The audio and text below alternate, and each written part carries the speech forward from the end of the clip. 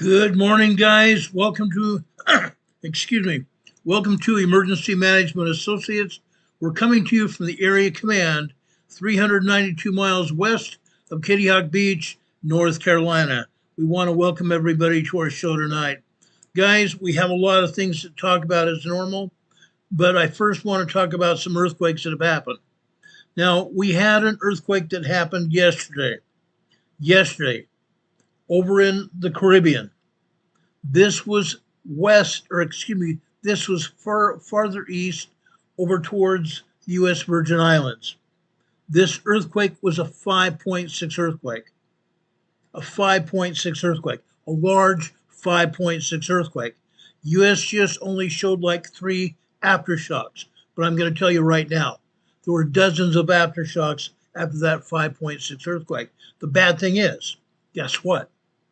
The USBS is still lying about this earthquake. Let me show you the data sheet. Again, that came out as a 5.6 earthquake. I want to show you this because this is going to paint the picture that I want to continue to bring out for you. Again, they're saying this was a 5.6 earthquake. They have it listed here. 5.6 earthquake, 88 kilometers, about 48 miles northeast of Cruz Bay, U.S. Virgin Islands. It has here magnitudes 5.63. Interesting, huh? But I want to show you the download of the magnitude from the sensors, from the seismographs all around that area. There are 26 stations here. 26 stations. Look what these stations are showing you. 3.75, 4.53, 4.71, 4.33, 4.43, 4.4, 4.65, 4.55, 4.59, 4.7. Nowhere in this list of seismograph stations reporting this earthquake does it even show a 5.6. This tells you that the USGS is lying to the public. The United States Geological Survey is lying to the public. This was a large 5.6, a very large 5.6 earthquake. But again, they have lied to the public continually. They're not going to be honest with us at all. They're absolutely not going to be honest with us at all. This was a 5.6 earthquake, but they are still denying the strength of that quake. Okay? They don't want to put it up here. Now, I also went and tried to bring up the helioplots. Guess what? They lied about the helioplots as well. They don't show hardly any information on helioplots at all. With a 5.6, you can well bet those primary waves were large, long waves. There was no large, long waves with the helioplots at all. Unreal. They again are lying through their teeth. Completely lying through their teeth. Richard Smith is here in the chat showing us earthquakes around the world. Another 3.0 over in Greece. Yes, Greece is getting hit, and we're getting hit with earthquakes around the world. Literally. Literally, guys. I'm not going to lie to you. Literally. All over. But they're not going to tell us about it because they don't want anybody to know what's going on. USGS, as I've shown you, has lied continually. They continue to only show earthquakes that they want us to see. They are on their, let me show you here. Let me show you what they're doing here, okay? I'm going to take down my webcam right now. I'm going to take down our EMSC banner, or EMA banner here, not EMSC. EMSC is a European agency. I'm going to bring up the USGS map here. If you'll just give me just a second here. They're showing one earthquake over where the Salton Butte volcano is. This is a 1.3 tremor here at the Salton Butte volcano. But again, they're not being honest with us because, quite frankly, there are 500 earthquakes in the Imperial Valley today. And they're showing this one here and one way down south over into Mexico. Incredible. They don't want us to know what's going on. Now, let me back this out. Let me back this completely out. They're showing us one earthquake here that we need to really be concerned about. This is a 4.4 over here in the middle of the Aleutian Island Trench here, a 4.4 earthquake here near Adak, Alaska. Adak, Alaska. Now you can see there are other smaller tremors here as well. That's going to happen. This is exactly going to happen. Throughout this history of the Aleutian Island Trench, it's mostly tremors here. Now I'm going to back this out. I want to go over here, just off the coast of Taiwan here. Okay, this is another 5.7 earthquake. One graded down trinket from the 5.6 over in the northwestern part of U.S. Virgin Islands. 5.6 or 5.7 earthquake here. This is 45 kilometers east of Hualien City, Taiwan. Hualien City, Taiwan. Let's zoom in here. This is Hualien City, Taiwan. It's a very densely populated area here. Now, this is off the coast.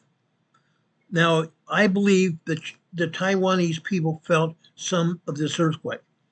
They didn't feel the whole thing.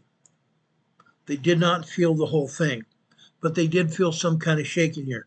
This is 45 kilometers, about 30 miles off the coast. This is a 5.3 aftershock. 5.3 aftershock. This is a 4.7 aftershock as well. So the Taiwan got hit today. Taiwan gets hit every couple 3 weeks. They just got hit again.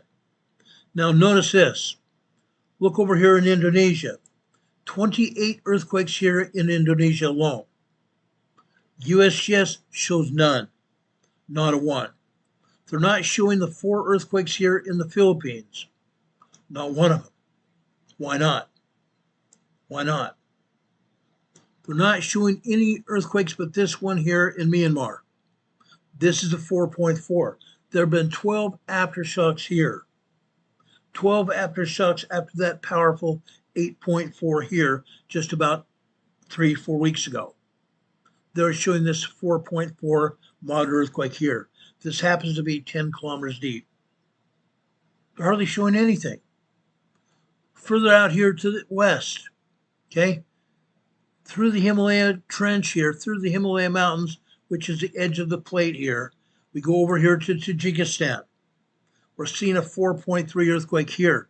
That means some of the energy from Myanmar has crept over here to Tajikistan. That's all it has done. That is all it has done. We had 2 5.0 earthquakes in the Himalaya Mountain region and all these 4-pointers, all the way over here in Tajikistan, Kazakhstan, and Afghanistan. 4.3 here, 171 kilometers deep. Fairly shallow quake. As Richard pointed out, guess what? They're not showing us any earthquakes here in Greece at all. Nothing here in the Dokanese Islands at all. Nothing in Turkey. There are earthquakes here in Turkey. Over here in eastern Turkey and Syrian region here, there are about 25 earthquakes here, aftershocks.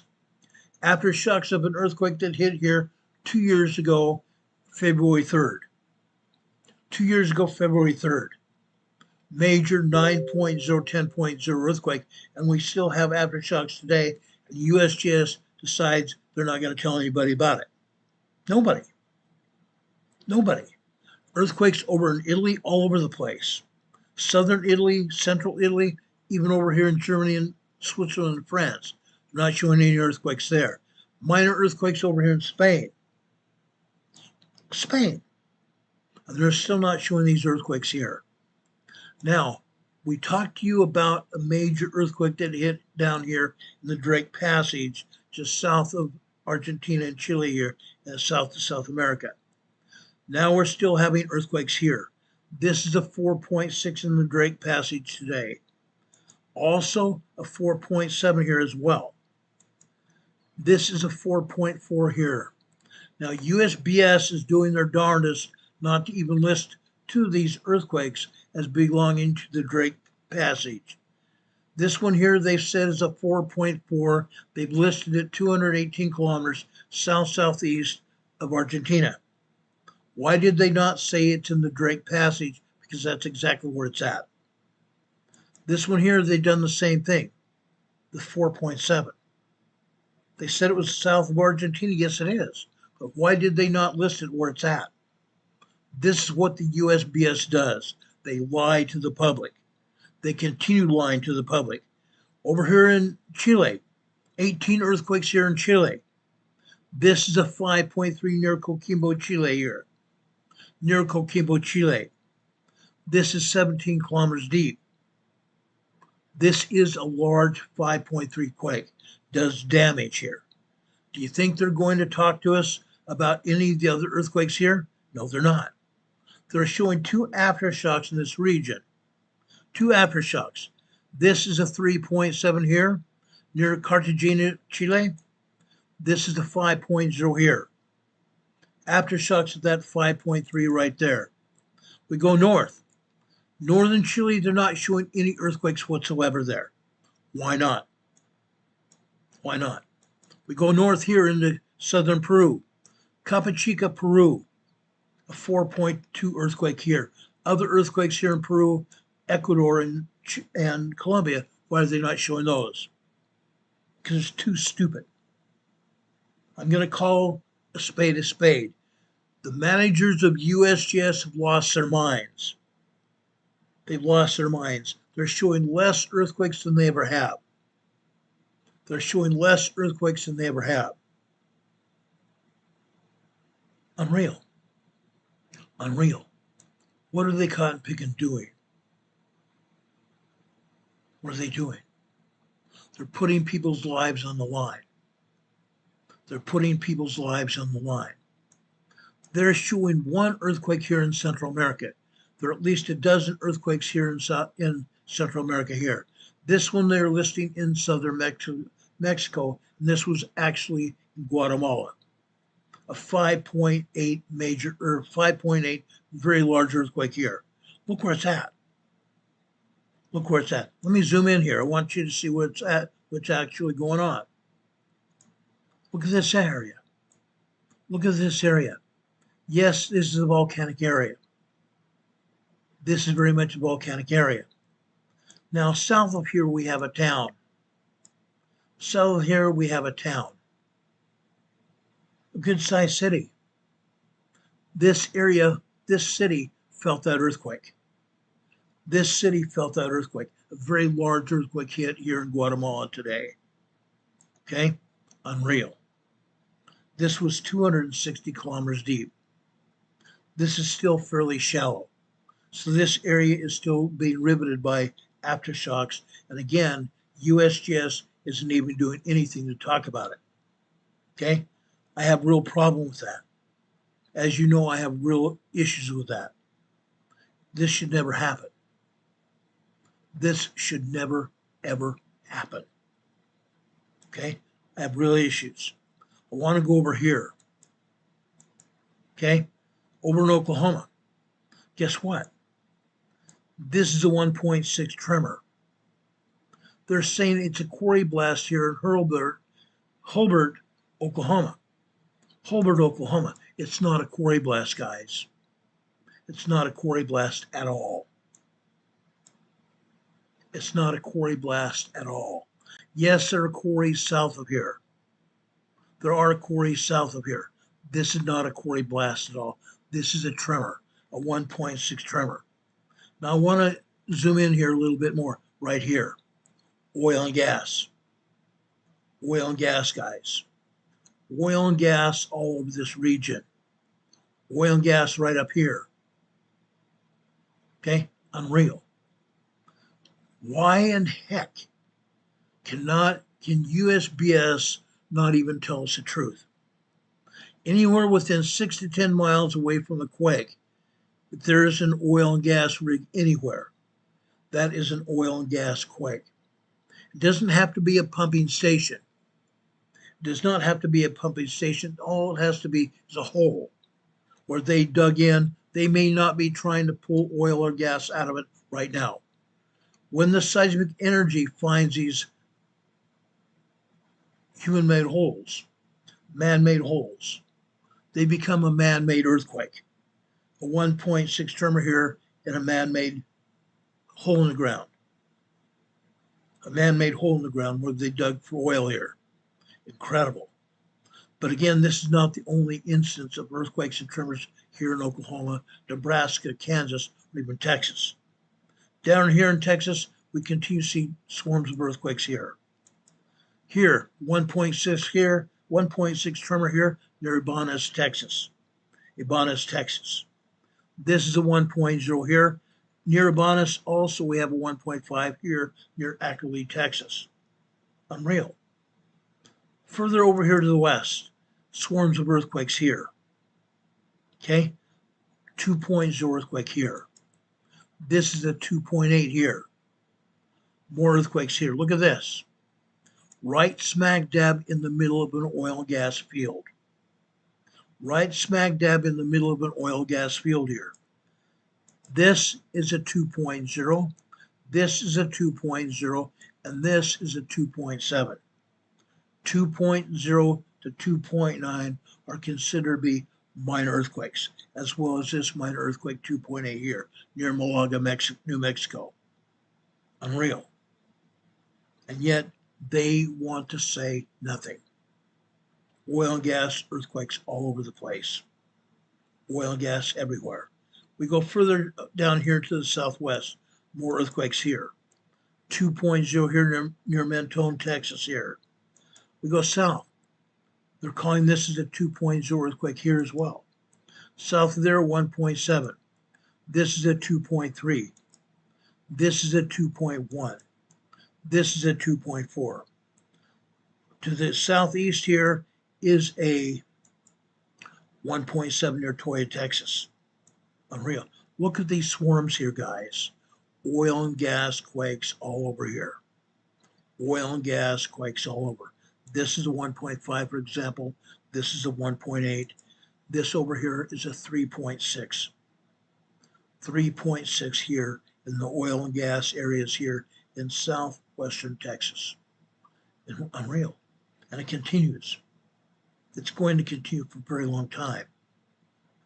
Every time we drill new rig, drill new hole in the ground, we're going to continue to see these earthquakes. Now, I'm not going to talk specifically about Southern California. Yes, there are earthquakes in Southern California, over in the Garlock Fault Zone, over in Los Angeles and San Diego. There are earthquakes. One such earthquake right here that I'm going to light up here. This is south of San Diego, in a suburb of San Diego called Chula Vista. Good old Chula Vista. I have all kinds of stories I can tell you about Chula Vista. We go up further north up here. Look at this. Just south of Monterey Bay, along the New Madden Fault.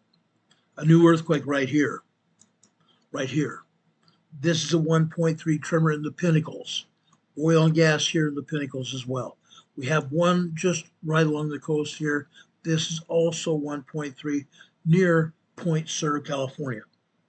Point Sur, California. There is a earthquake fault right here as well, right along the coastline here. Okay, we go further north.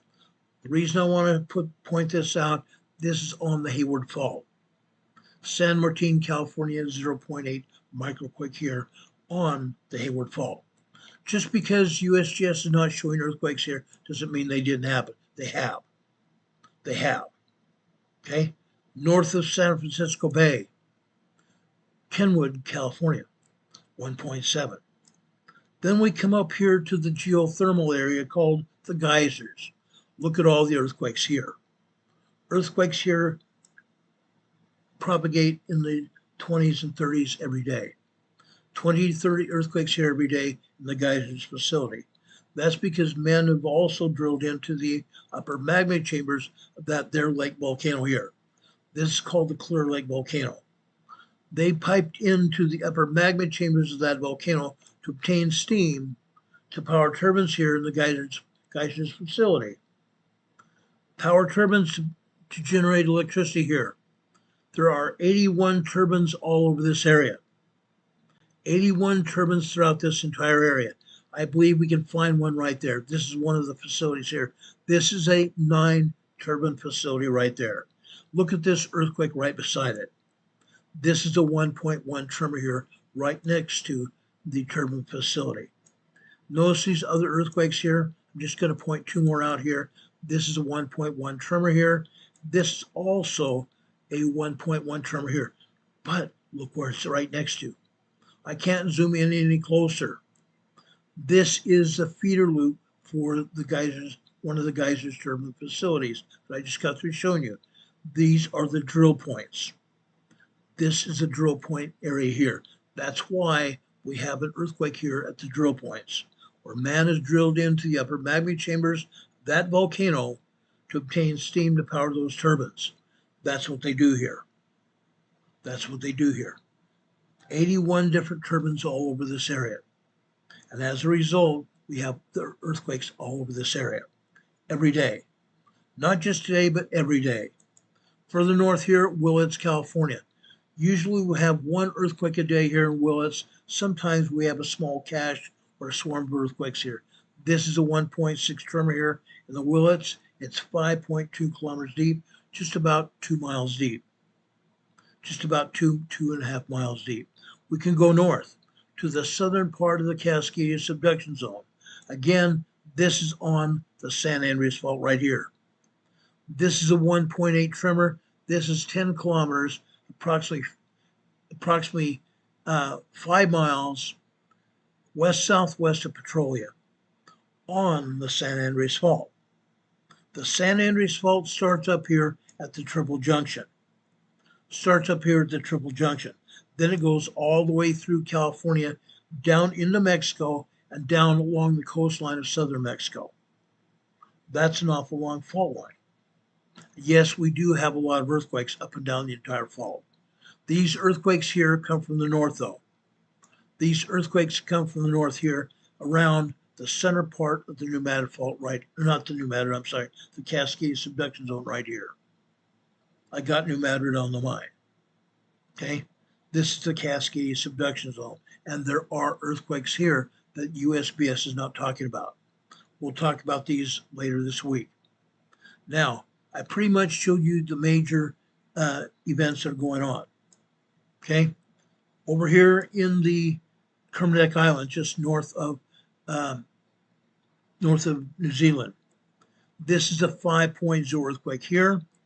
Over here on the south side of the main island, the North Island. This is a 4.2 earthquake here. This is 12 kilometers southwest of Foxton Beach, New Zealand. 4.2 earthquake. There are other earthquakes here as well as 2.0s to 2.9 and 3.0s to 3.7 here on the South and North Island, and north of the North Island here in the Bay of Plenty right there. There are about 27 earthquakes here in New Zealand today. 27 earthquakes here in New Zealand. This earthquake far north here, a 5.0 large earthquake in the Kermadec Islands. The Kermadec Islands are non-occupied. Nobody lives there.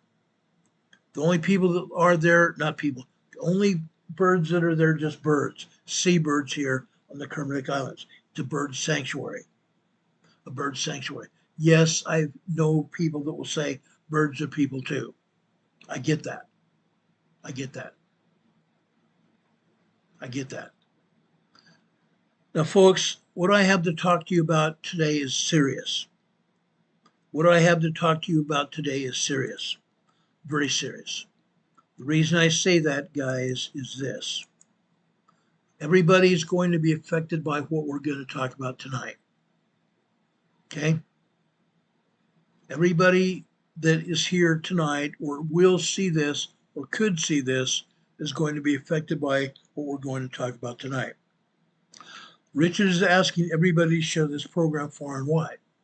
Why do we say that? First, you need to share it to your family, your extended family, your friends, your neighbors, the people you associate with on social media, and also the people you work with. Remember that. This topic today is very important. The topic we're going to talk about today is very important. Also, folks, when you subscribe, also click on that little notification bell right next to the subscription button. There's a little notification bell. Click on that. When you click on that notification bell, 3 items are going to pop up. It's a pop-up menu. Click on the word ALL, all. That way you'll get notified whenever we come on the air. Usually come on the air like we did today between 6 and 7 p.m. Between 6 and 7 p.m. I spent most of the day today gathering information to tell you tonight. I'm being very serious. Very, very serious.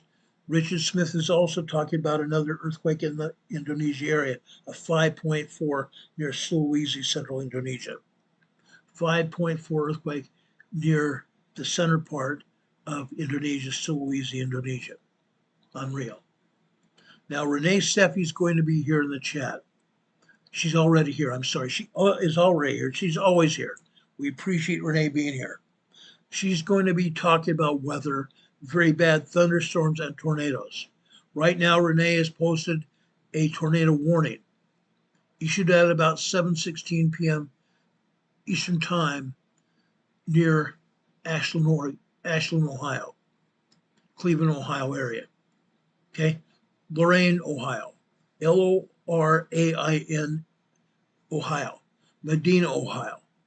The tornado warning. The tornado warning means either or a tornado been sighted on radar or been visually sighted near the ground or on the ground. Okay? If you are in that area or in an area where we're going to issue a tornado warning tonight, please take cover now. Please take cover immediately. That will save your life. Those precautions will save your life. Go to the center of your home or down to a corner of your basement if you have a basement. Go to your center of your home or into the corner of your basement, and if you can, pull a mattress over your head. That will keep anything that falls or gets flung around by the tornado winds, keep it from hitting you directly. The mattress will absorb the shock, and it may save your life. Please do that. Take your kids, take your family, go into the center part of your home, take that mattress, pull it over your bodies, and pray, and hold on. Stay away from outer walls, stay away from windows and glass of any kind. Okay, please do that. Please do that. Catherine Sigurdson from Saskatchewan, Canada is here. She said, I thought my highway was going to close yesterday from a forest fire, but it's okay. I'm glad it's okay. Now, forest fires are also happening. We're in the fire season. We have forest fires over in Washington and Oregon usually this year. It's going to happen. We have fires over in Northern California as well. Fires everywhere.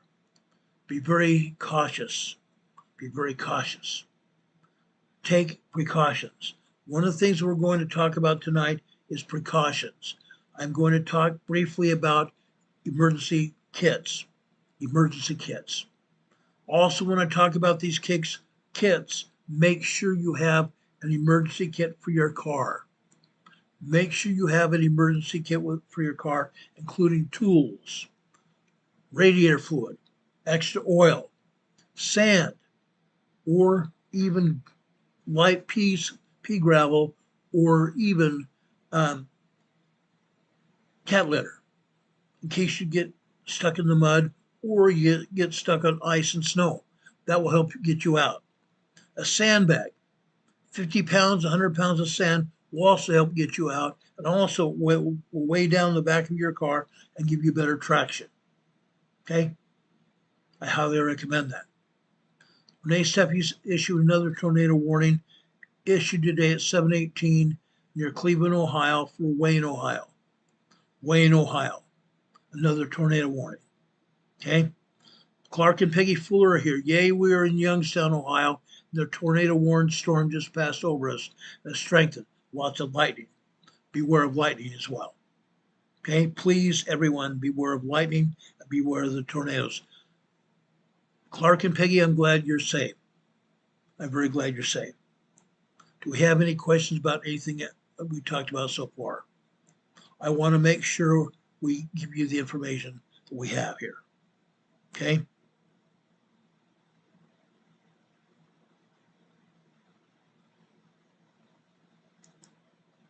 Do we have any comments or questions right now?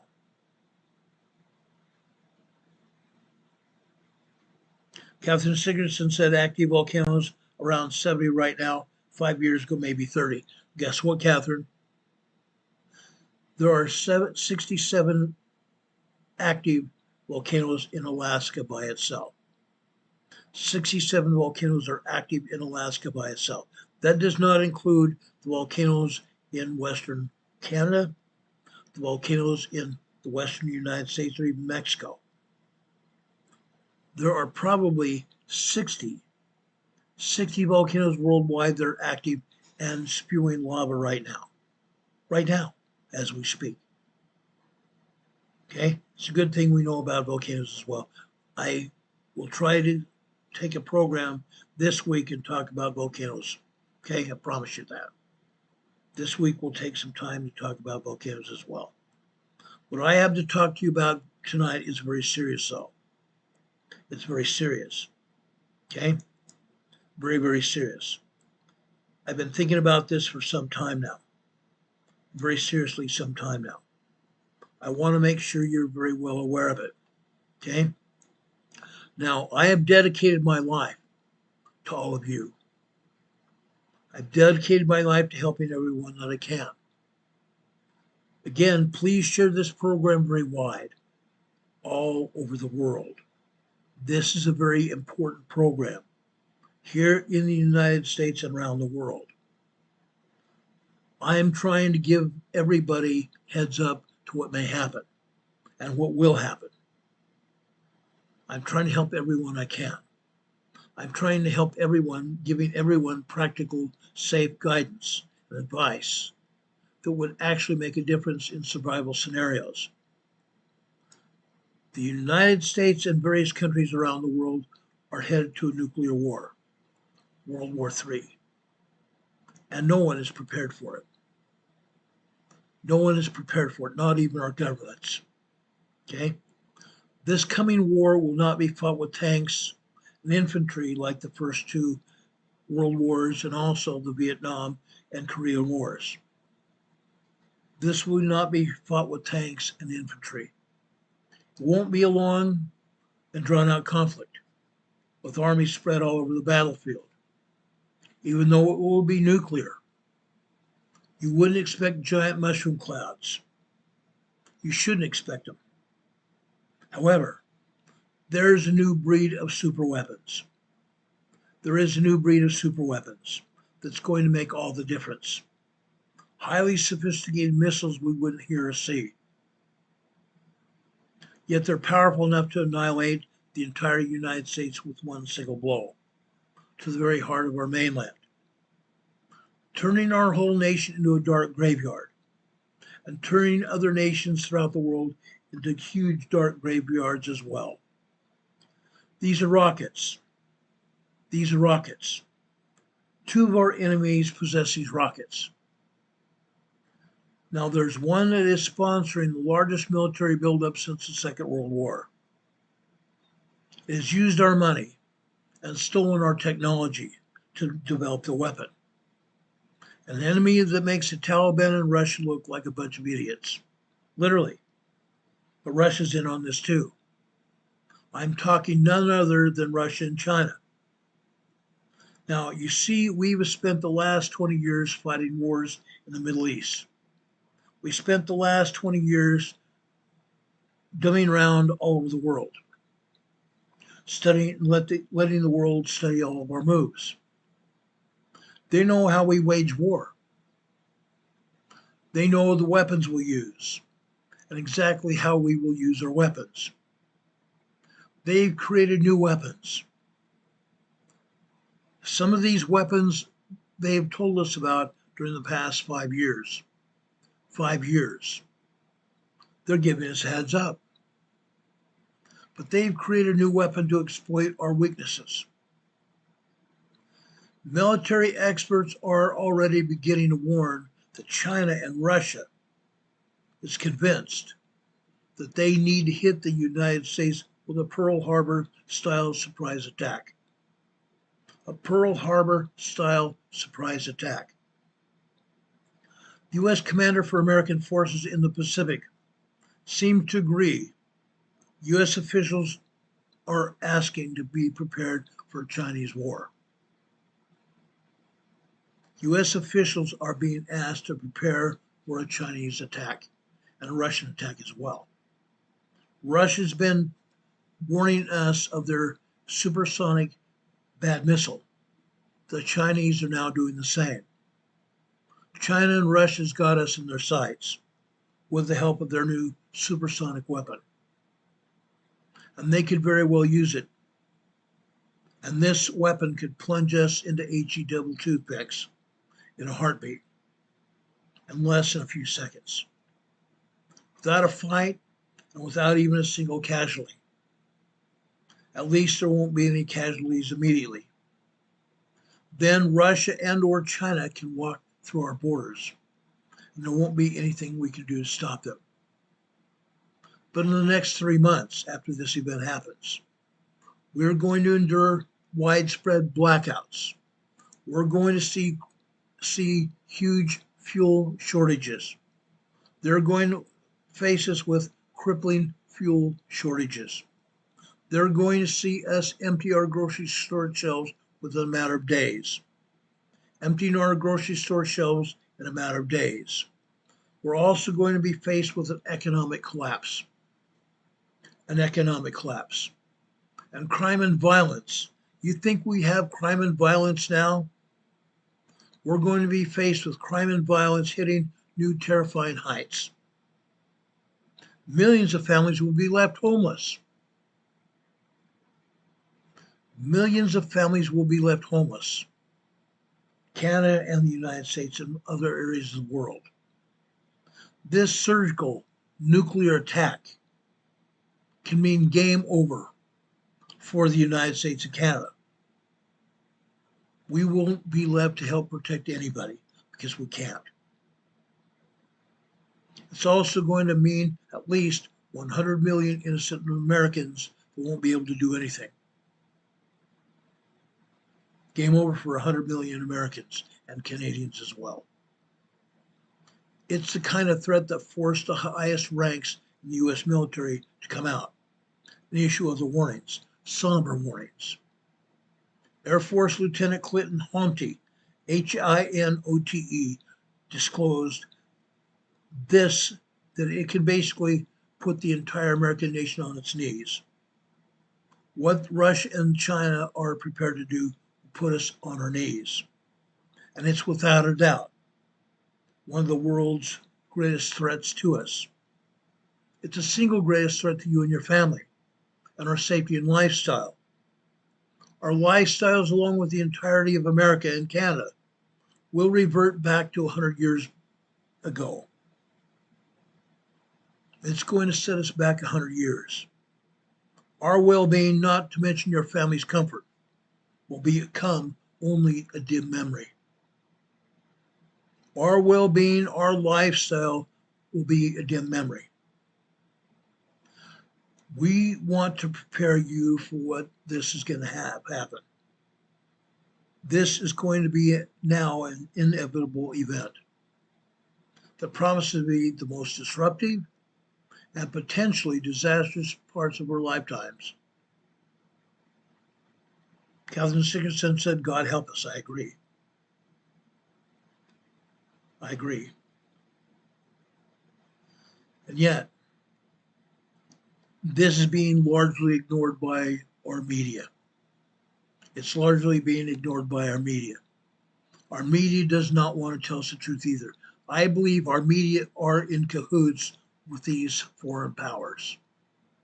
I believe our media are in cahoots with these foreign powers and the deep state. But this program tonight is not a program about fear. It's a program about emergency preparedness and survival. The subject of war is far too serious to cheapen with hype or even hysterics. I will not put out hype or hysterics at all. I'm not doing that. I'm not going to exaggerate the seriousness of this situation either. But the news is dramatic enough, even without embellishment. This is an event that will bring historic suffering to Americans and Canadians and other parts of the world as well. It will bring historic suffering to millions and millions of people worldwide, no matter how difficult some of this may be to watch. I'm putting it together now for you. The investigation that I've been doing has spanned decades. I've been working on this for years. Okay?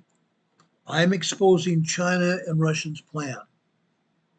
Some of this you've heard about in the past few years, as China and Russia have exposed these missiles to the public.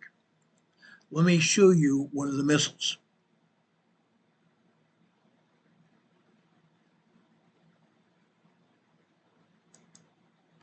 This is a supersonic missile here. Our defense systems are completely useless against this missile. The United States has just barely begun investigating the possibility of launching our own supersonic missiles. We just barely been dabbling in it. But Russia and China have been doing it for years. And Putin has recently threatened us. Putin keeps threatening us, and China's also threatened us as well.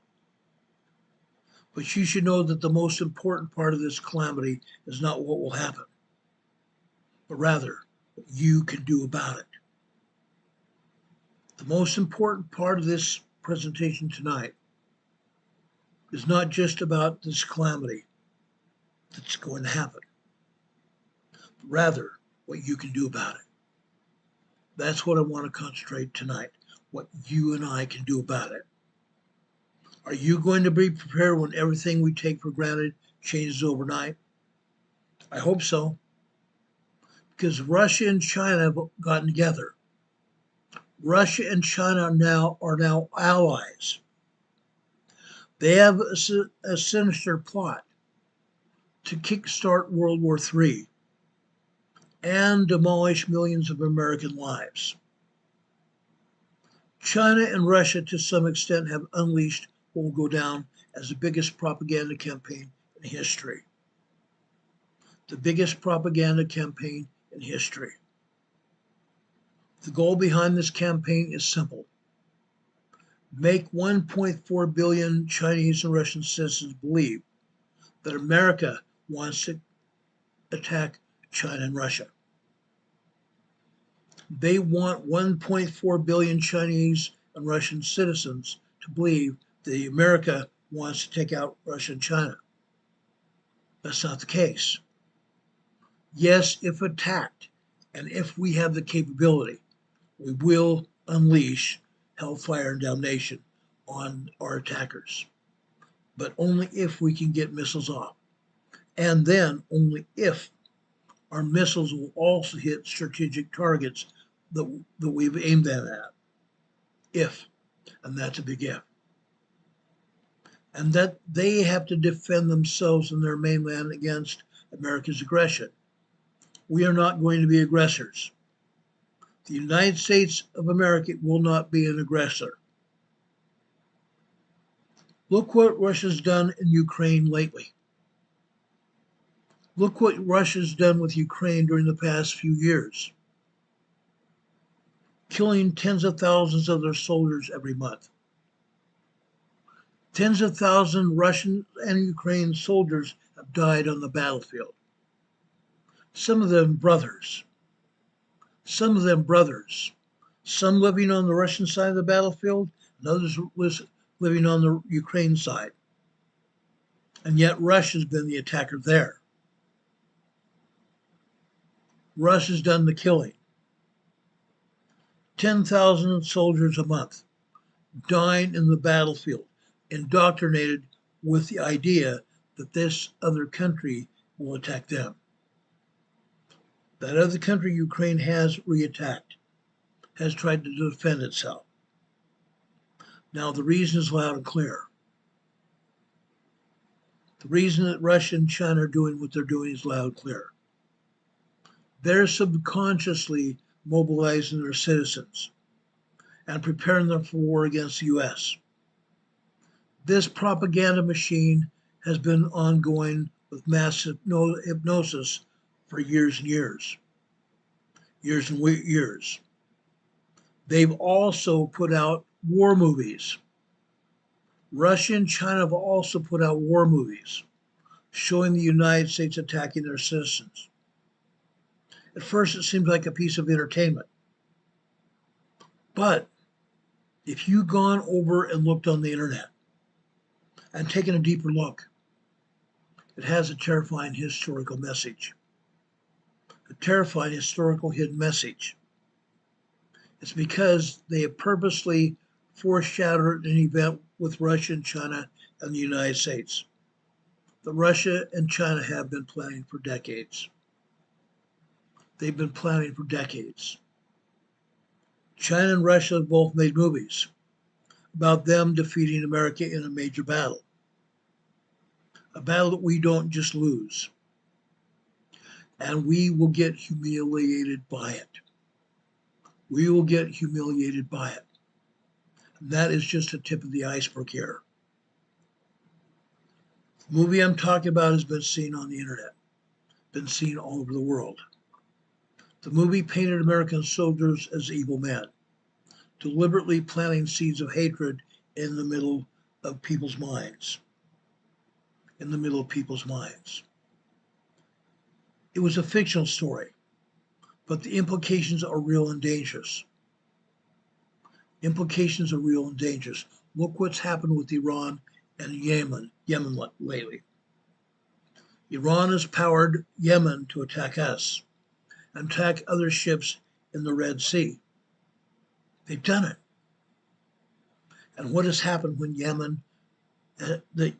Iran has supplied Yemen with missiles and know-how? We defended the Red Sea, we defended the ships, and we defended ourselves in the Red Sea. Russia doesn't look that way. China doesn't look at it that way.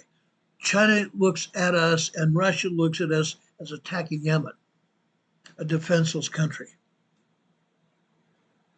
Yemen attacked one of our ships this weekend, and we retaliated heavily. There was none of our soldiers, airmen, or Navy people hurt or killed. But we have destroyed thousands upon thousands of their soldiers on their battlefield. America is not a threat, but America will defend itself. And Russia and China think that they have to protect themselves from the never-ending onslaught of an evil American nation. That's what Russia's feeding their citizens. Why would this never do? Why now specifically? What has been going on politically during the past 8 years? China and more so Russia at this point have been pushing us to our limits because we haven't had the leaders. We have not had the leaders to stand up as leaders, to take charge. They have shown that the United States is weak and we are rapidly declining. The fall of Afghanistan and the failure of the United States to deter Putin's invasion of Ukraine, along with a bunch of downright stupid foreign policies that cost us our major allies like Saudi Arabia, Brazil, and soon Mexico. Russia and China both have militaries in Mexico. Russia and China have militaries in Mexico. As a result,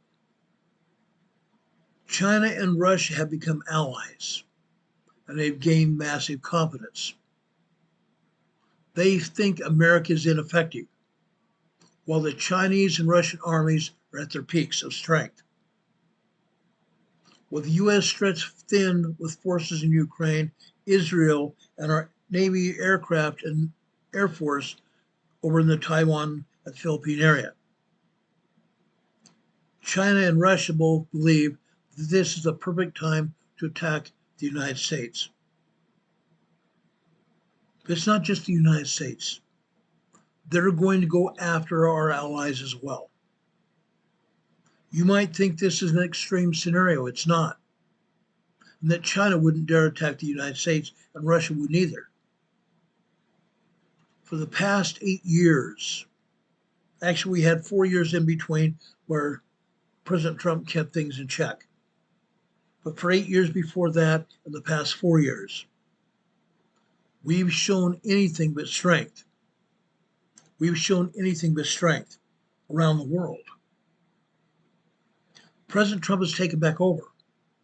But is this enough to repel a strike by China and Russia or Russia?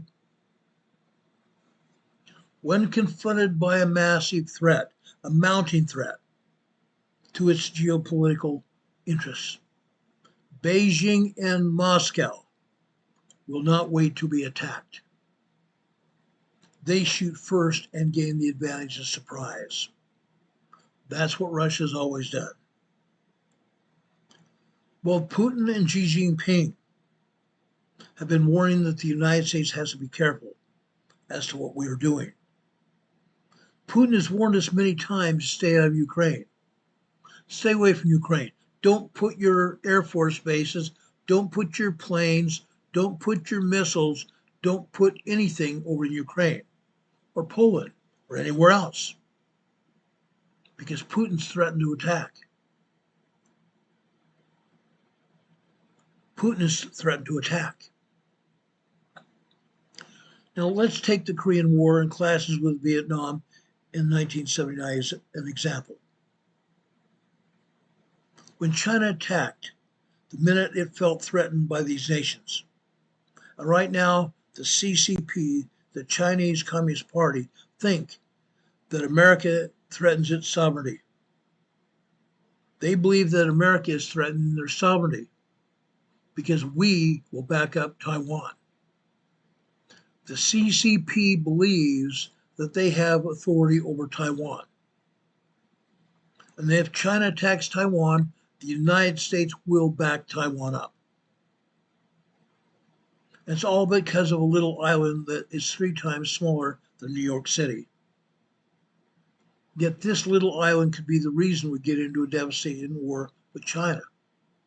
And Russia's going to back China up. This island's Taiwan. If the CCP were to invade Taiwan tomorrow, we would be forced to defend it. And this could kickstart the World War III that we're talking about. Now, some folks may say, why not let China just have Taiwan?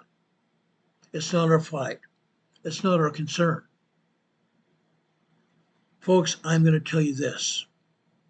The problem is that Taiwan makes 90% of the world's most advanced semiconductors. Those semiconductors are tiny operating brains inside just about any modern device that we have. Inside these missiles that I'm talking about. Inside these missiles. All over. They're in our air traffic control towers. They're in our planes, in our fighter planes as well. They're in our homes, our refrigerators, our freezers. They're in every part of our life that we know about. Every part of our life that we know about. Smartphones, brake sensors in your car, your computerized car, your hospital ventilator, and other computers in the hospital, even our fighter jets. Even given the fact that President Trump has invited manufacturers to America. Yes, we have a factory, a manufacturer in Arizona right now, making semiconductors. China's not intimidated. So if China attacked Taiwan, they could cut us off from the semiconductors that we need to defend ourselves. We had thousands of cars 2 years ago that sat out in the middle of a desert, sat out in the middle of fields across this country because we did not have the semiconductors, the little tiny computer chips to put in the computers of the cars to allow the cars to run. Not having these semiconductors could cripple us. We would be on our knees. We would have no choice but to fight to stop that from happening. With our current 20th century weapons, we would lose in a matter of weeks. That's why Breaking Defense called it a bloody mess with a terrible loss of life. A bloody mess with a terrible loss of life. With President Putin also threatening to attack the United States, and our presence in the Middle East, our forces are spread thin. If war happens, it won't be a conventional war. It will not be a conventional war with tanks and infantry on the ground. It's not going to happen. It's not going to happen. We are going to be left without anything. We're going to be left without anything. China is totally convinced that it needs to hit the United States with a surprising Pearl Harbor style of attack. China wants a quick and swift victory. If war happens, it won't be a conventional war. Those semiconductors that we need are expensive. And yes, they sometimes take a long time to get, coming from Taiwan over on a ship over the ocean. That's why we need to make those things here in our country, even in Canada. But again, China wants a swift and quick victory here. For years, they've been developing that super weapon that I showed you, that supersonic weapon. It is 1,000 times more devastating than their conventional nuclear devices. It's a weapon that can instantly end modern life in America, Canada, Britain, or anywhere else around the world by knocking out our power grids. By knocking out our power grids, guys. Knocking out our power grids. This weapon right here. Supersonic missile aimed with a nuclear warhead on board. It's not going to have to hit on land. It's not going to have to hit the ground. It can hit in the air. It will hit and detonate in the air. Charlene Mayo says poor strategic planning is dependent as this. Yeah. Trump and Elon will develop new manufactured chip plant rhetoric. Has it someplace in Arizona? Anyone hear about this? Yes, I did.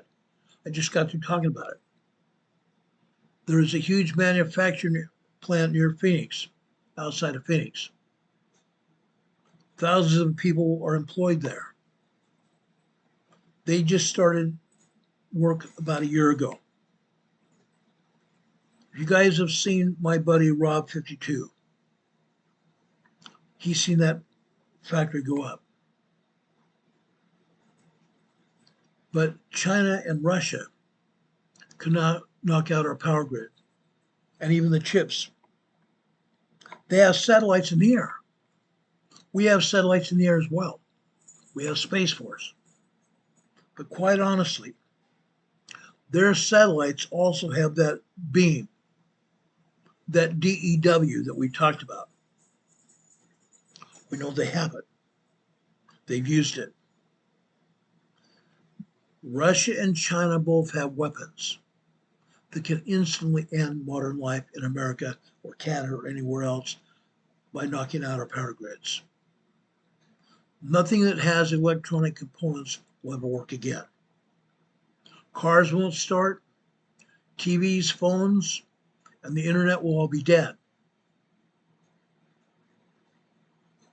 They're going to send us back to the Middle Ages.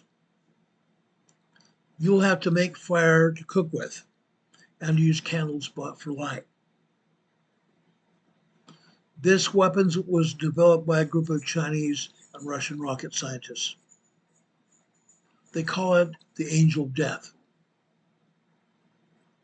It's a hypersonic EMP missile that they in Russia have been parading around and threatening us over the past few years. Why? Because if they use it, and they will, if and when they do use it, they can knock us back into the last century. They've been parading around during their military parades, which they're doing right now. Right now, China and Russia are both celebrating the end of World War II. They're celebrating the end of World War II right now, as we speak. Driving their missiles around on the back of flatbed trucks. Parading their military, goose-stepping it down the streets. They're doing it. Parading around in front of everybody to let their citizens know that they can protect us. They can protect their citizens. But right now, it's easy to predict where a missile will land once it's fired. It's easy to predict it. We have software on our computers, our military computers. Now, you may have seen the movie War Games. War Games. Well, it was a movie. It showed reality. While that movie was a fictitious war, it actually showed reality of what could happen. The missiles go from point A to point B, don't they? We can predict their trajectory and where they're fired and where they're headed. If we can intercept them, we might be able to help protect ourselves if we can intercept them when they're fired. But what makes an EMP hypersonic missile impossible to defend against is that the weapon can be detonated high above a target on the Earth. Their hypersonic missiles can be detonated high above the Earth, high above any one of their targets. There are also weapons in space that can be used to attack. They've done it. This means it can keep us on its target basis, a secret, up until the last few seconds before they set those missiles off. They can keep their targets a secret until they set the missiles off. In other words, missile defense won't work against it. A missile defense won't work against it. You can't shoot down a missile that can zig left and zig right whenever it wants to. That's able to do that, and otherwise it won't exist. Those zigzagging missiles can do whatever they want. Otherwise, they wouldn't exist. If that doesn't make it difficult enough for us to handle, it's also the fastest weapon on Earth. It can move as fast as 25 times the speed of sound. That's 19,810 miles per hour. 19,810 miles per hour. That means it can fly from China to San Diego or Moscow to San Diego in 23 to 30 minutes. 23 to 30 minutes. So it's the fastest weapon on Earth that can move from left to right at will in the air, making it impossible to almost shoot down. The national security implications are clear. The Vice Chair of the Joint Chief of Staff said, quote, "We don't have any defense against such a weapon, even though we have also said we have a supersonic weapon. We may not have a lot of them. We may not have a lot of them, but they do. Their scientists have been working on these weapons for a lot of years. When Russia announced their weapon, all of a sudden our Navy and Air Force all of a sudden started working on it. And even last year, I believe it was, the beginning of last year, our Air Force was parading a weapon that we launched from California. And it was detonated over an island in the Pacific. The Task Force on National and Homeland Security issued this warning, very somber warning. They said that this bomb will not only destroy our unprotected systems, but our military systems as well, because they're not hardened to face such a powerful missile. Now, friends, this new super weapon will cripple our grid in less than 5 minutes and spark a coast-to-coast blackout that last months, if not years. Imagine not having electricity for days or weeks, months, or even years. No lights, no water, no refrigeration, no navigation systems, no gas pumping, no food transportation, no waste pumping, no garbage collecting.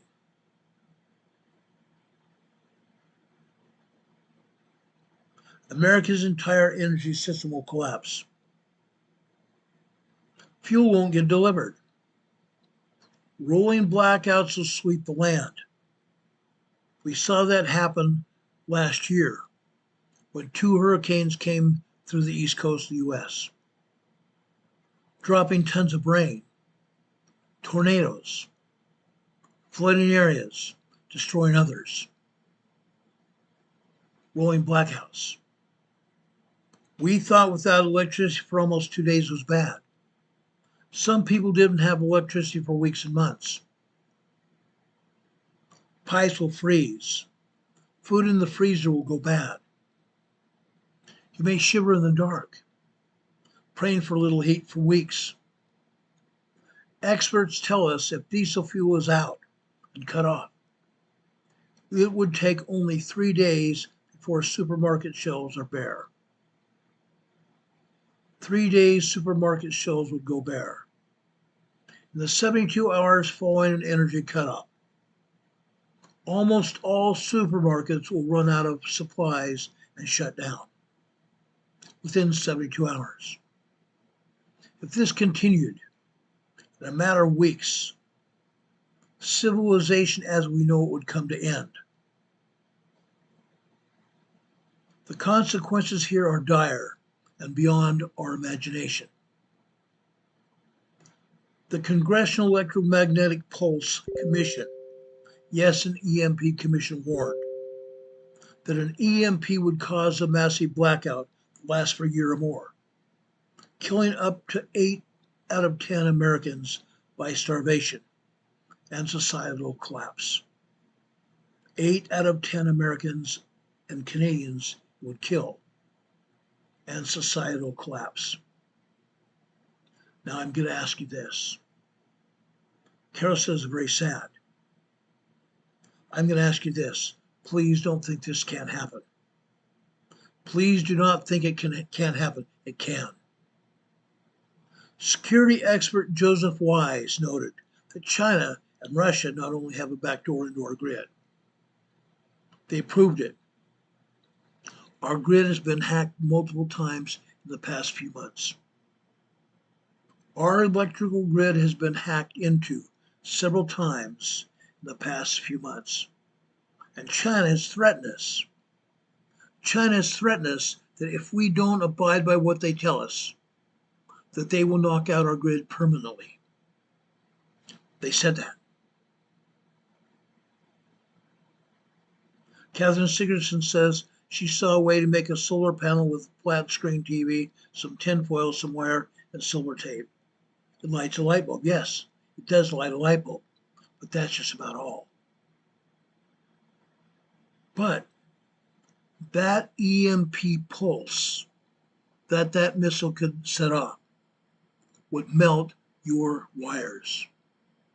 It would melt your semiconductors, it would melt your wires, and also melt your batteries. Yeah, they would turn to a pool of metal. Okay? I'm just warning you. China and Russia both have a backdoor into our grid, and they have warned us about it. They have a weapon that can destroy our grid permanently and entirely. They're continuing to remind us of that almost on a weekly basis. This is not a hypothetical warning. This is one of China's and Russia's modern warfare methods. This is their warfare method. Last year, after a conflict with India, China crippled Mumbai's electrical grid and caused a massive blackout, leaving more than 30 million people without electricity. Look what happened in India and also Spain last week. That is because Europe, the European agencies, decided they would go off grid. They decided that wind power and solar power would power their power plants, power their cities, power their residences, power their towns. Guess what? It failed. It failed in a big way. Spain lost all of its electricity literally overnight because Europe cut off the electricity in the middle of the night. It happened to India too. Supermarkets, hospitals, and water supplies were completely crippled. Hospitals have backup generators, but how long will those backup generators last when all of a sudden they have no more gasoline or even diesel to power those generators? They will only last for a while. Yet, despite the fact that an EMP is probably the mother of all disasters, it's just not scary enough for the government to take the necessary action. Let's be honest. Our government is terrible at listening to warnings. Our government does not listen to warnings from anybody. They don't listen to warnings about disasters or even preparedness. Disaster preparedness does not win elections. Disaster preparedness does not win elections. Now, guys, my buddy Don Patoka, who's a mod on this channel, he said homie trained for this crap in the 1960s. It's real. It's real. My father said it was real before he died. He was in the Navy. I've been a preparedness and emergency manager for months and years,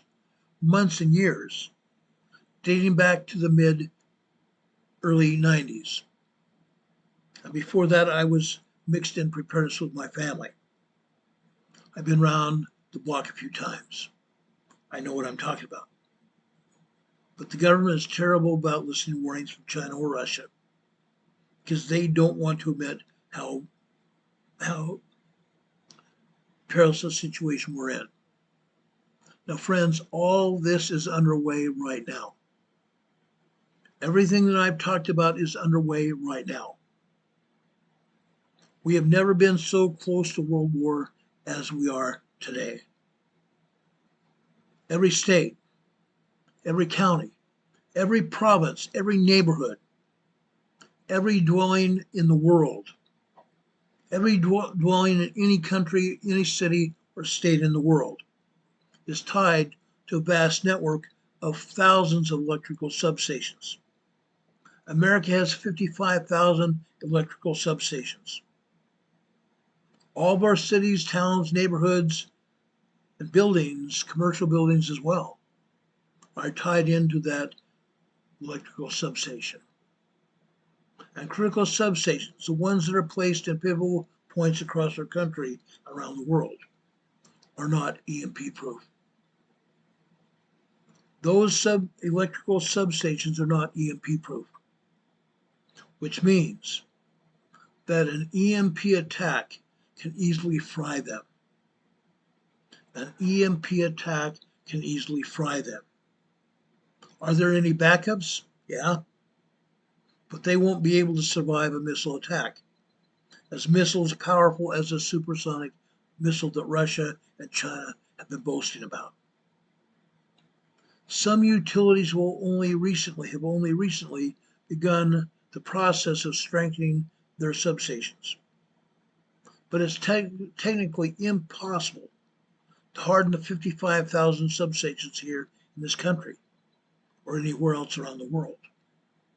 That would cost tens of trillions of dollars. And knowing how greedy the utilities are, and even some governments of countries, the odds of them spending that kind of amount to EMP proof a substation are close to zero. Close to zero. dead serious. Don Patoga said it in the chat, and I'm going to echo this here. Some folks do not prepare for the future events, usually due to normalcy biases. Normalcy biases, guys. Money, laziness, blindness to issues, or thinking it flat won't happen to them. Yes, I keep being told by local people here, it's not going to happen. It's not going to happen. It's going to happen. They think they're exempt, but they're not. It's going to happen. Walls are going to fall. Walls are going to fall all over people. Yes, it will cripple people and kill people, but they're not going to believe it until it happens. They won't believe it until it happens. It gets even scarier when you know that the hypersonic missile doesn't even need a target to hit all of the electrical substations that are scattered throughout our nation and around the world. Missiles won't need a specific target.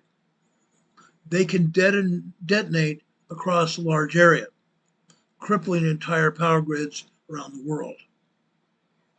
Major blackouts around the world. A report was leaked to the Wall Street Journal. They found that America's 55,000 electrical substations just has nine that are semi-protected. 9 that are semi-protected. An attack on a handful of them could cause a coast-to-coast blackout.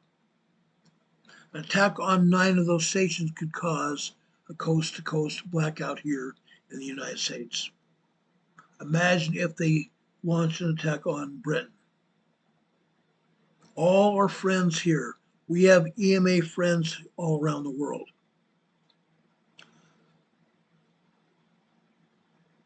Demon Catman is a good person to bring up here. He lives in the east of England. We have friends in Ireland, Wales, Scotland, Scandinavia, South America, Europe, all over Europe, Romania, Croatia, Italy. I'm serious, guys. The bottom line is this. If China and or Russia knocks out 9 of those 55,000 electrical substations just here in the US, the whole grid will go down for months, if not years. After more than about 3 days without electricity, everything will just fold up. Trains, heat, refrigeration, water supplies are all damaged, some beyond repair. Billions of dollars worth of food can spoil. And according to many power grid experts, any significant disruption in the national power grid would send us straight back to the 18th or 19th century. Fact. You and I have mostly gone only a few days or even 2 or 3 weeks without power after a hurricane or tornado. But what happens when the power does not come back on? What happens when the power does not come back on? It's not going to matter whether you are independent, whether you are Democrat, Republican, Libertarian, or conservative. It's not going to matter. It's not going to matter. Our politicians don't give a flying rat's butt about it. They don't give a flying rat's butt about it. But you and I are in charge. You and I, each one of us, are in charge of our politicians. But do they listen to us? No. That's why you and I have to get serious about what we are and where we're doing it. We may need to run for office ourselves. We need to take control of the politicians that we have and warn them. You either do what we want you to do, you're gone. We need to tell them, you need to do what we tell you to do, or you're gone. In this case, with President Trump in charge and the conservative control over the House and Senate here in the US, we need to deprimary some of these politicians. There is an election coming up in 2 years, in 26. We need to warn these politicians here in the US. You have a year and a half. If you don't start doing what we tell you to do, you're gone. Canada just had an election. And guess what? They tried. Canada is under condemnation. They have a Democrat liberal prime minister who doesn't give a rat's butt about anybody but himself. The people in Alberta, Canada do. The citizens of Alberta, Canada want to leave Canada. And yes, I've had many people comment on our last program about politics when I said that Canadians wanted to join the United States. They said that's not true. Most Canadians don't want anything to do with the US. They want to be a sovereign nation unto themselves. That's fine. That's all fine and good. But you folks need to take control of your politicians as well. If the politicians aren't willing to do what you want them to do, get rid of them. Get somebody in there that will do the job.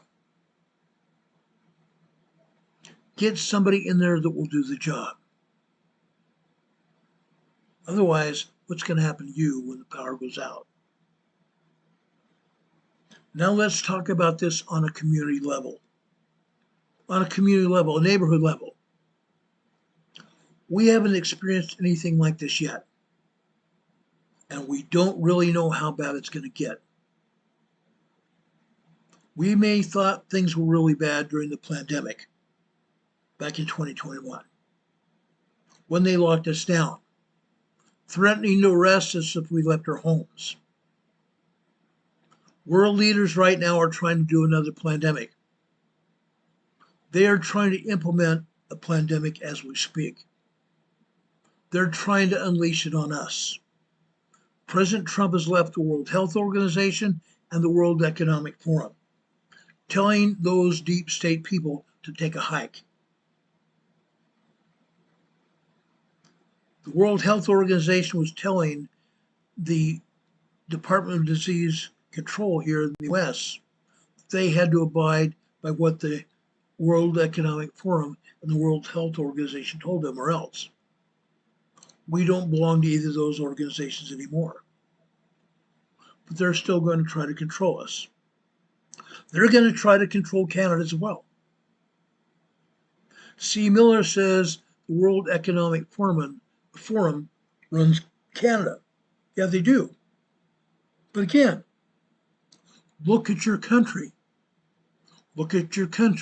You need to take back control of your country. You citizens need to take back control of your country. C. Miller is talking about Vancouver, British Columbia, Canada as a beautiful place. It still is. She said she used to go up there a lot as a kid. I used to go up into Canada myself.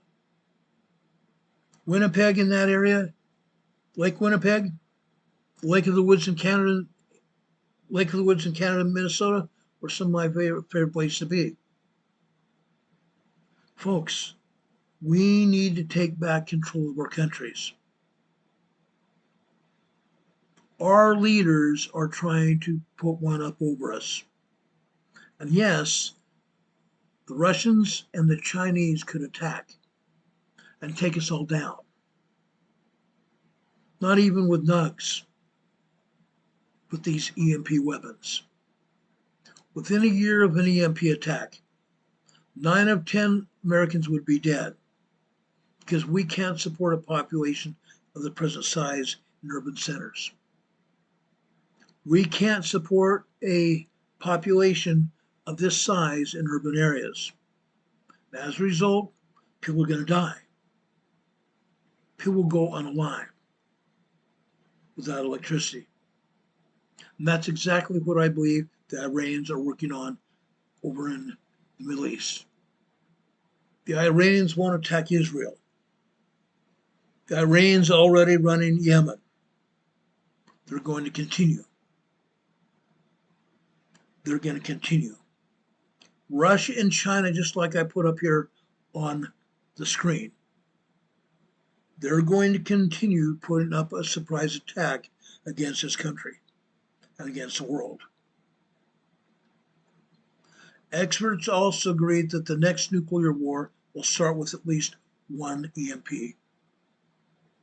If one of the nuclear power blasts a nuclear weapon 275 miles above land, it will produce an EMP that will basically send us, the Canadians and Mexican people, back in the dark ages.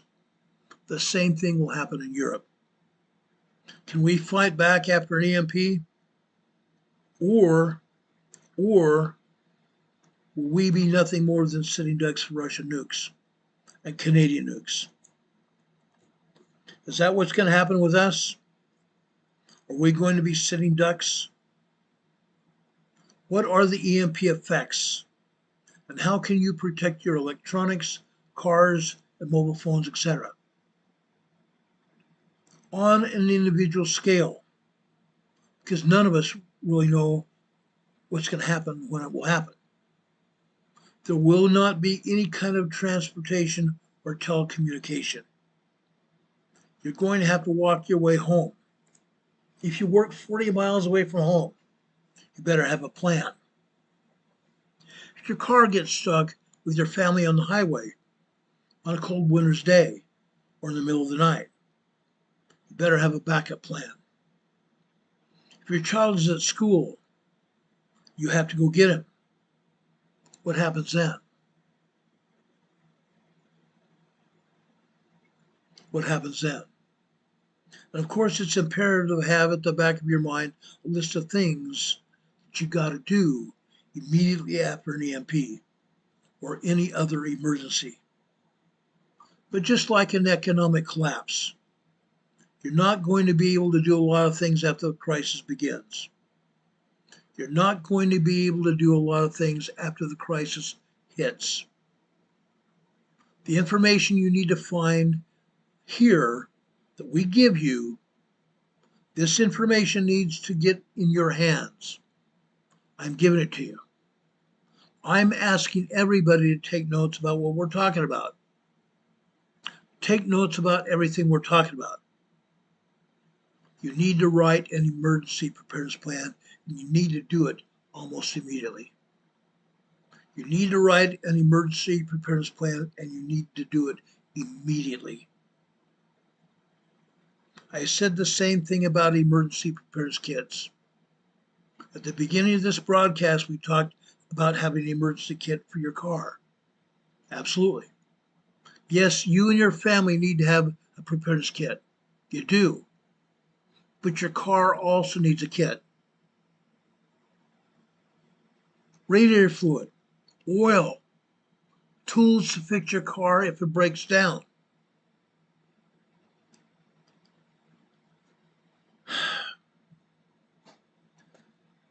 You need to have a plan. But guess what? This is not just about 100% prepping. If you want to prepare for an EMP, you need to have some things ready in advance. You need to have some things ready in advance. So what actions should you take immediately following an EMP strike? Remember, time is going to be critical. Time is going to be very critical after an EMP strike. The first few hours, days at most, will enable you to get a jump on everyone, a jump on everyone else. And this will set the stage for your success. This will set the stage for your success, be it from a nuclear weapon or a massive solar flare that will strike your area. Your car is not going to work any longer. Your cell phone won't work either. The cell towers are going to go down. Power lines are going to melt. Power will be out everywhere. Planes will fall from the sky. Planes will fall from the sky. Their hydraulics will cease working. Their computers and electrical will cease working. Their engines will stop. Some places may be able to glide to a landing, a rough landing at that. You will know it was an EMP, but the vast majority of the public will not. They will be quite literally sitting around waiting for someone to tell them what to do. And the emergency AM, FM weather radios, unless it's in a EMP bag, a Faraday bag, a Faraday cage, ham radios, and other electrical devices, including computers, will be dead. Be dead. You won't know how large the scope of this strike is going to be, but we're going to have to assume the worst, which would be a nationwide, worldwide outage. A nation/worldwide outage. I'm not trying to scare anybody, I'm just speaking the truth. First things first. If you work, get home. Your boss will no longer have authority over you. Your boss will be worried about themselves and their family, maybe. Your co-workers will no longer be a priority. They'll be trying to restart their computers that will never work again. Trying to restart their smartphones that have died. Sitting in the dark. Sitting in their break room trying to call 911. And their phones will be dead. Not just their smartphones, but their phones at their desk will be dead. Now, I've heard some say this is ridiculous. I'm going to miss my 3 p.m. sales call. Really? You, on the other hand, will go to your car and change into the extra set of clothes in your go bag and put on shoes that you can walk in the trunk of your car. You're going to don your get home bag and start walking. Hopefully your walk will not take more than a day. Hopefully your walk won't take more than a day. Once home, it's going to be time to start implementing your plan. Your emergency preparedness plan that we've been talking about. Remember that? The same preparedness plan that I've asked you to start writing immediately. Remember, time is absolutely critical, and you're going to only have a small window of it in order to get yourself up for success. In order to be successful, you need to have this already done. During these initial hours and days, people still have faith that some sort of government agency will come in and make everything better. Just like I've said about FEMA. If they come a knocking, shut the door. The government will not bail you out. No government agency is going to bail you out of this one. They will expect to see the power come back on any minute because someone will surely do something. They're going to tell each other to sit tight. Just hold on a day or so because eventually the government will roll in, fully loaded with supplies, and some military officer or government official will explain that this is just merely a temporary problem. Nothing to worry about. Sorry for the inconvenience. You know better because you realize just how devastating an EMP strike is. And the small reality is this, that it could be out for months, if not years. The strike of this EMP device could last, in reality, months, and even not less than years. Fact. It could be months before systems start to come back up. It could be years. It will only take a week or two at most before things start getting really ugly, because people start really getting hungry. With all of that in mind, you need to take these 7 actions because you need to be prepared for when this happens. I'm going to list 7 actions you need to take. Please take notes. Please take notes. In your preparedness kit, I've asked you to have a stash of cash. If you don't have that stash of cash ready right now, you need to get ready. Put a stash of cash in your supply kit and add to it every time you get paid. Every time you get a little pocket cash, put it in there. Don't spend it. Put it in your supply kit. Use your cash. In the first few days after an EMP, after the EMP strikes, cash will still have value. Your ATM card, your credit cards will be melted. ATM cards won't work. ATM computers will be down. The banks will no longer be able to process any transactions. You need to have cash. Cash registers at businesses will probably not be able to function. So if they have anything that you need, the only way you're going to be able to do it is transact with cash.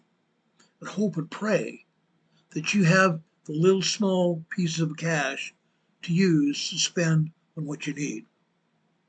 You don't need anything larger than even a $5 bill. Yes, I have a few $10 bills in my stash. Only a few. Only a few. Most of my stash is $5 bills and less, including pennies, dimes, quarters, nickels, that too.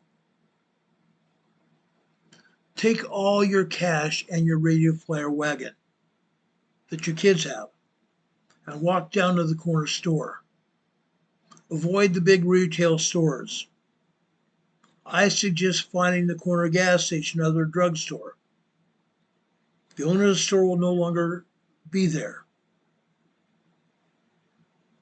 He might, but he might only let the employees run a store because he's somewhere else in a different state, far enough away where he can't get there. Concerned that items in the store are unprotected during a power outage. They're going to have their people there. Explain to the owner, the manager, or the employee that you're in need of some supplies and can pay cash. That you can pay cash and give them that extra $100 to allow you to shop for a few minutes. You might have an extra $100 stash and give it to them to allow you to shop for a few minutes. Or a $20 bill, whatever. I advise you never have $20 bills. Never have a $20 bill. Why? Because if you go to cash it, the store might not be able to give you change. And then you're going to be spending money that you don't have. Have small bills, very small bills and change. Load up your wagon with anything you can find, including medication, candy bars, water bottles, Pop-Tarts, lighters, hand sanitizers, anything that you can have that you can use. Of course, you should be well stocked at home. You should be well stocked at home. Why? Because you've got a preparedness kit at home. You have your preparedness kit and you have the food you've already stocked in your pantry. But you might as well get rid of worthless paper money in exchange for anything that might give you extra supplies that you can get your hands on. In a week, maybe less, most stores will be completely looted. So you need to take advantage of the moment. Take advantage of the moment. Why? You don't have any more than that. Second, take notes, guys. Second, fill up your tubs with water. If you have a water bob, fill your water bob in your tub with water. Water. Have that water bob in your bathtub full. In addition to your water storage devices, including your water heater. If you have a water heater, your power's not going to work. You might have gas to have lighted to your water heater to heat the water. Turn the gas off. Turn the gas off. Because that water heater might have 25 gallons of water. It might have 50 gallons of water that you can use. Turn the heat on that water heater off and use the water sparingly for whatever you need to use it for, whether it be for drinking, cooking, or even wastewater. Right now, I'm going to tell you right now, we have probably 100 gallons of water stored for our house. Stored. Drinking water stored, water used for cooking, and also for water for our dogs. We also have a supply of water to flush toilets with and to clean with. I advise you all to do the same. Richard Smith has said bleach is good for water treatment, but know how much to use. And never use scented bleach. Never use scented bleach. Get unscented bleach. Never use scented bleach. Have I said that 3 times yet? Listen to me. I know what I'm talking about. Don Patoga says a water solar still. A water solar still. Dig a shallow pit. Lay plastic in the pit. Put a cup in the middle of the pit with a tube to the outside. Put vegetation or bad H2O into the pit. Put vegetation and bad water, gray water, into the pit. There's a reason. Secure the clear plastic sheet over it. Put a small rock mid-sheet. God helps those willing to do the work, but you need to do the work. As Don Patoga said here in the chat, and I said many times on this program, in the Bible, in the scriptures, it talks about the 10 virgins. 5 that had oil in their lamps and were ready to go into the wedding. And when Jesus Christ came to the door, what happened? The 5 virgins that had prepared oil for their lamps were invited into the wedding ceremony. Well, the 5 virgins that had no oil in their lamps were said, "No, I don't know you." And the door was shut. Just like that parable in the Bible says. That is exactly what I'm telling you today. You need to be prepared. Renee Steffi says a new tornado warning has been issued. 8:33 p.m. Eastern Time by the Weather Service in Wakefield, Virginia. Chilton, North Carolina. Gates, North Carolina. Pasco Tank, North Carolina. Perquimans, North Carolina. Tornado warning. Tornado warning. You need to get to your safe place. Get to your safe place and stay there. Get to your safe place and stay there. Get there now. Again, fill your tubs with water. Your water storage devices. You may also want to have water purification and filtration devices. We have water straws here. We're going to use them. Remember, a power down grid means that fresh water will stop flowing. It will stop flowing to your home very quickly. Fill up your tub as soon as you can. That extra 100 or so gallons could provide very invaluable aid to you. That extra 50 to 100 gallons could be very invaluable. If you are concerned about the quality of water, remember you can add 8 drops of regular chlorine bleach per gallon. 8 drops of chlorine bleach per gallon. Unscented chlorine bleach per gallon to help you purify that water you may have in your tub. Talk to your neighbors, number 3. Number 3, talk to your neighbors. This step is absolutely critical. You have to get out and talk to your close neighbors and friends. You need to talk to those people that are very close to you. You don't want to share everything you know or everything you have with people that will rob you.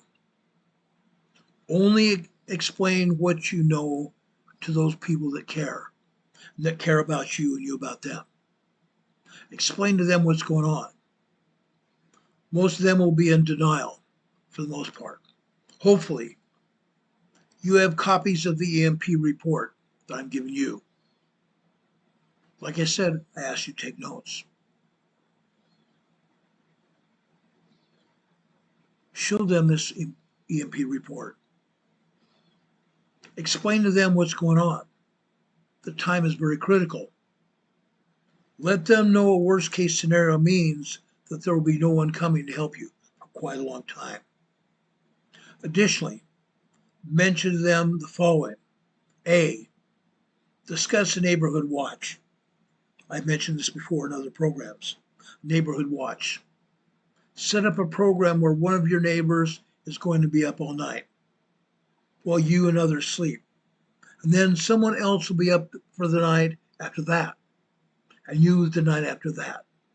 You take turns. You take turns.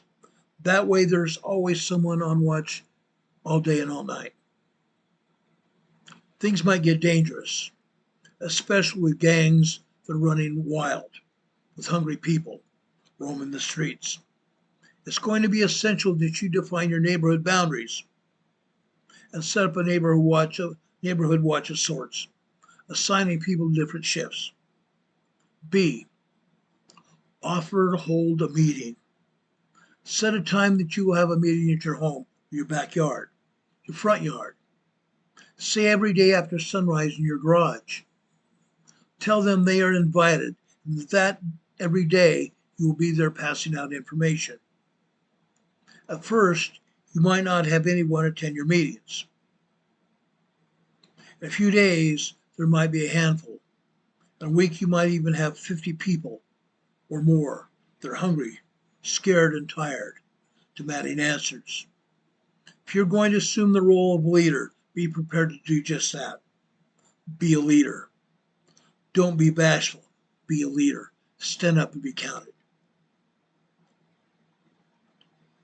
Tell them to use their cash, much like you should have already done. Tell them that their cash will soon be worthless, that they need to go down to the market and spend it. Most people have no cash on hand. This probably won't be a real issue. D, tell them to inventory their supplies. Most people have 3 to 5 days worth of supplies on hand in their own home. You should mention that they need to start rationing what they have and taking inventory of everything else. Set identifying those skills. Start identifying these skills. Now, I've been writing many chapters of a book I'm going to be publishing. Okay? I've talked about emergency preparedness for years now. Yes, I'm writing a book. Your book could be starting right now. Your book could be starting right now. While you're making the rounds of your neighborhood, you should start identifying who has special skills and make note of it. Who is a doctor? Who is a nurse? Who is a mechanic? Who has a tractor? Who has a backhoe? Who has a truck? Who has a SUV? There's a reason. There's a reason. Start making inventory of what you and or your neighbors have. Okay? Cops or military personnel could also help with security of your neighborhood. Doctors and nurses would obviously have value, and so forth and so on. 4, I mentioned this a minute ago, start rationing food. Start rationing food. Hopefully, you will have at least 1 year worth of food. Hopefully you will have at least 1 year's supply of food. You need to have something. If you don't, you need to start now. You need to start now. Now is the time to start. You may not have another minute. You may not have another day. You need to start now. Start rationing food. Start having your 1 year supply, if not 6 months worth of supply at the first. Then once you have a 6-month, start on the year's supply of food. Start rationing food immediately, because more than likely you'll have to share some of your food with your neighbors, your close neighbors, your family. It will be unavoidable. You will need their help to survive as a community. There's absolutely no way they will starve while watching you and your family while you live high on the hog. See what I mean? You need to have food enough to share with your family and friends, your close friends. Then have them help you, protect you and them. This doesn't mean you cannot oversee how some rations are distributed or seek out other sources of food. But just remember, nobody gets through this crap hits a fan alone. Nobody gets through this crap hits a fan alone. It's a neighborhood project. Now, let's talk about hygiene preparations. This is 5 on my list. This is number 5 on my list, hygiene preparations. Consider where you're going to dispose of human waste. It might be a good time to start digging that pit. Or it might be a good time to consider where you're going to dispose of your trash. If you're willing to bury it or burn it. Remember, the trash man won't be around next Sunday. He won't be around next Monday or Thursday. You need to have a way of disposing of your trash. Your toilets won't stop flushing very quickly either, but your toilets will stop. What are you going to do? 6, listen to your weather radio. Listen to your weather radio. You need to have one of these, an AM/FM battery-powered radio. An AM/FM battery-powered radio. This one also has a wind-up feature, a crank on the back of it. It also has a solar panel on the top of it. So it will recharge the battery automatically once it's exposed to the sun. The crank will provide power to the backup battery, and you'll be able to at least have several minutes of radio until you crank it again. You're going to need that. Okay? You're going to need that. Okay? You might have to have that weather radio in an old microwave in the basement, if it still works. You should monitor the NOAA weather station. If you have a weather radio, monitor the National Oceanographic and Atmospheric Administration weather radio frequencies. Do it frequently throughout the day in case there is information being published which you can use to stay informed. Be advised, if your local government still have access to the radio frequency, they can give you valuable information for your local area, especially if you still have power.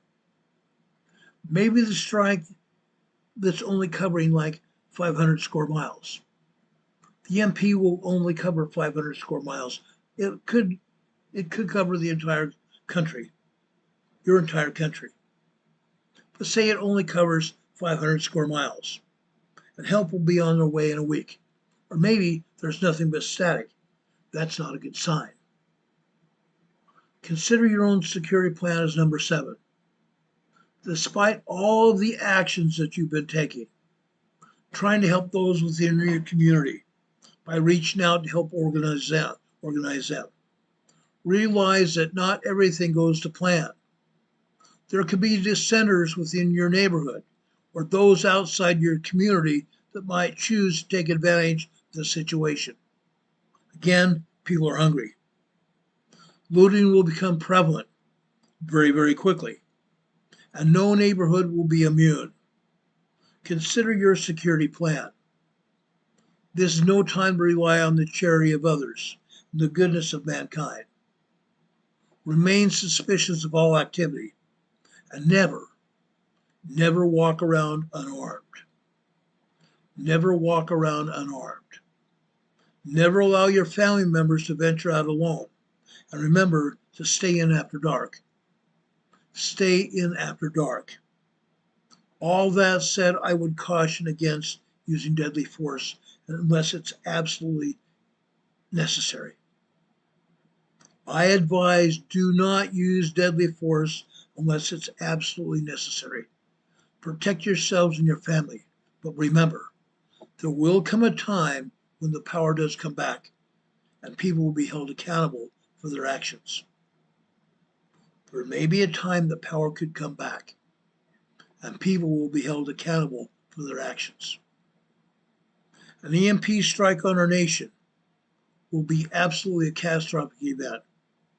And while I'm sure all of us hope that something like this never happens, hope is never a course of action.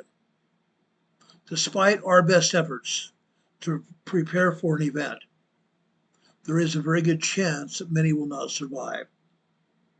Some have predicted within a year of a strike, 9 out of 10 Americans would be dead. And that is as anywhere else as well. In sports, success or failure on the field of play is determined months before the actual game by how much dedication that the athletes and coaches have displayed during practice. In much the same way, success or failure following an EMP strike will have been determined by how you seriously took your preparation strategy. How serious is your preparation strategy right now? In the years to come, years and months to come, your success will be amplified if you're prepared. Actions that you take right now will be amplified later. Life is not fair. You need to plan accordingly. Life is not fair. You need to plan accordingly.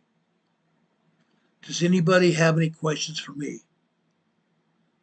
I know I've taken the last 2 hours of your time. I purposely did it. That's because I had this message that I felt a great need to put out. Several of you, including my buddy Don Patoka, have put out other preparedness information that's going to be valuable to you. You need to take this preparedness information. Make sure you write it down. Make sure you write it down. Pen and/or pencil and paper. You're going to need it.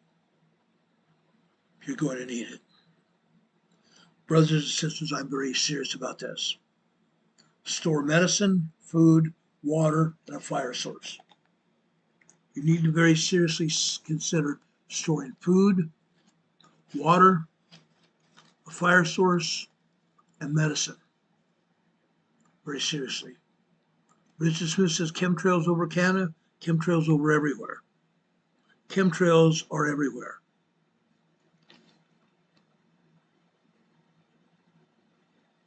Now, again, I've opened my scriptures and I want to leave you with thought.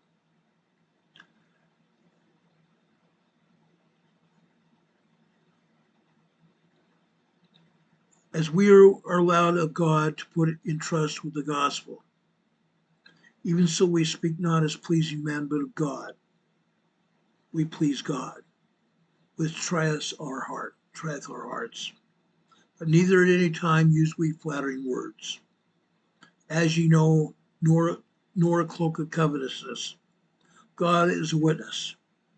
Nor of men sought we glory, neither of you nor yet of others, when we might have been burdensome as the apostles of Christ, but we were gentle among you, even as a nurse cherisheth her children.